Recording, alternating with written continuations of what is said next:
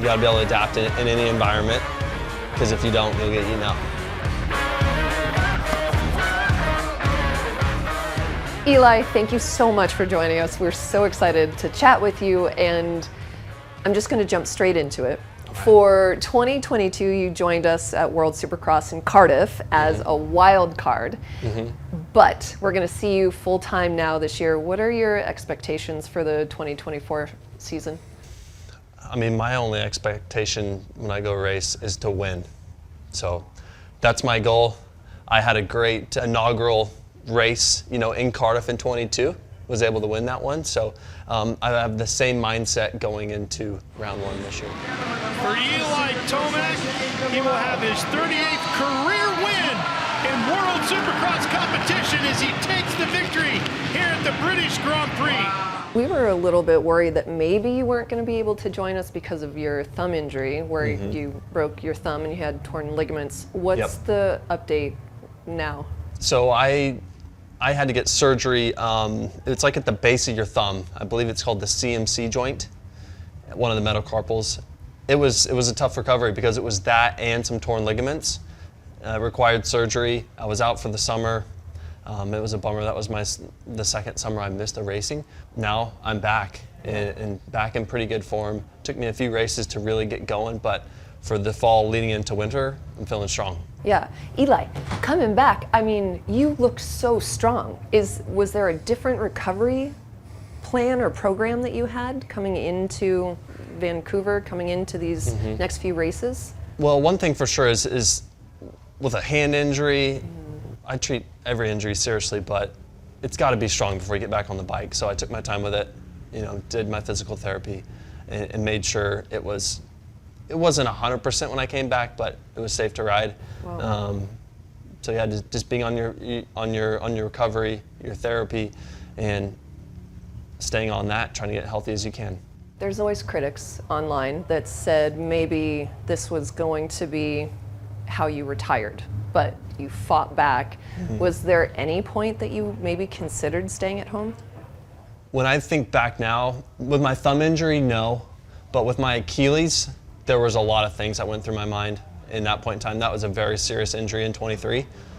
Yeah, it was a long recovery, and it was just a horrible ending to that Supercross series. And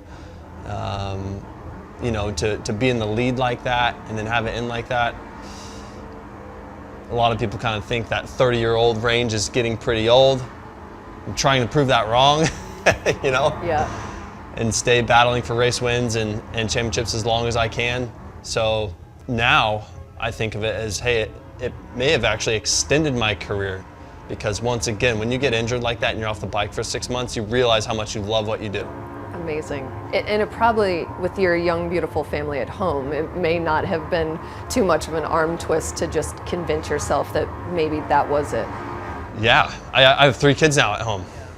There's a lot going on, but I've been able to find a pretty good balance with both. Yeah, for sure. With retirement maybe seeming imminent, it's so obvious that you're really focusing on World Supercross. Why?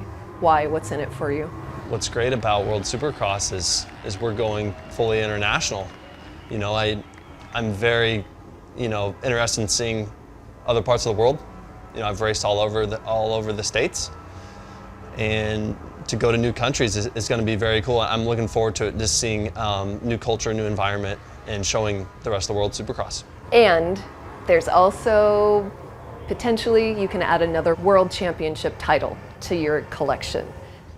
Absolutely. I mean, being able to, be world champion, race in all these different countries, show the world the sport. I mean, it would be a wonderful achievement.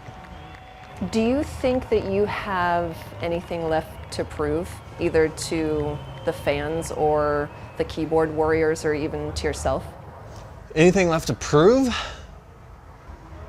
It's hard to say. I mean, I've won, the AMA Supercross Championship. I've won the AMA Motocross. For me, really, it's just a personal thing, like just loving what I do, loving racing, and trying to win races.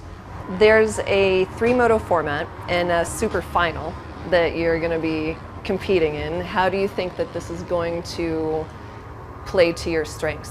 Well, first things first is you got to be physically fit for those motos that are back to back. It's very tough. I mean, with Supercross, your heart rate is through the roof, so you got to be able to maintain that. And then you not only do that once, but you have to do it again and again. So being physically fit and ready is paramount. Yeah. So you had a little bit of a taste of that in Cardiff, and so going into Vancouver, is your fitness up to par for that? It better be. It better be. You know, coming off of this thumb injury, I was able to get the 3 pro motocross rounds in, Yep. and then the super motocross rounds, and then now MXON. So this is a good actually build up going into WSX.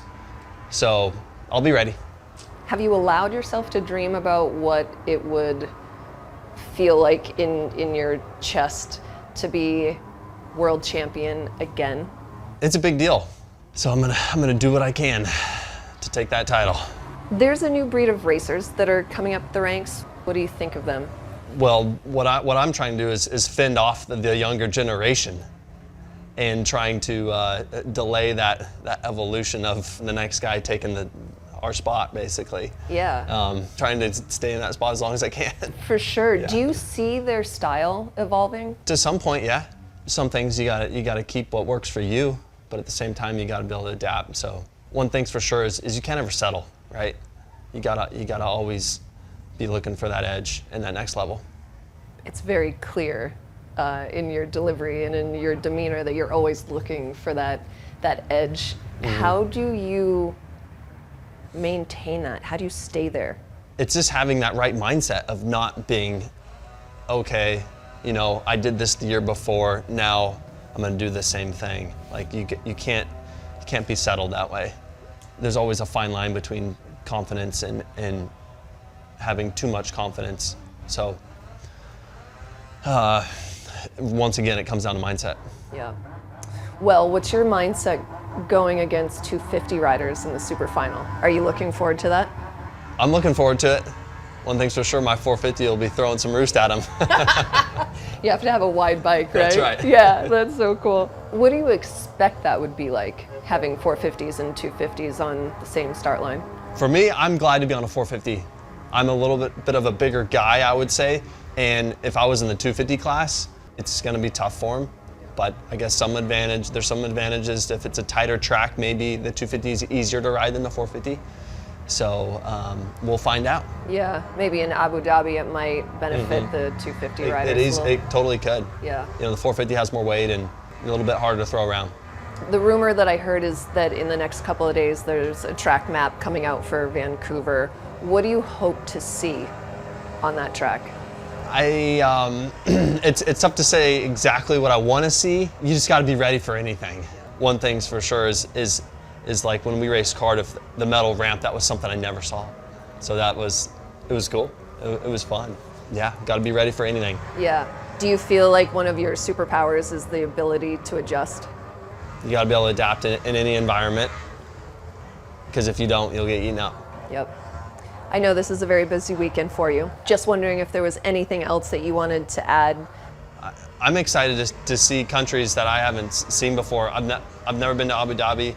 I haven't been to Australia since I was 3 years old, so I don't remember it. And also excited to take Supercross up to Canada again. So really, it's going to be great to travel the world. Amazing. Eli, thank you so much for your time. We really appreciate it. Is your guys' audio going to be okay? Or are we going to be blown out?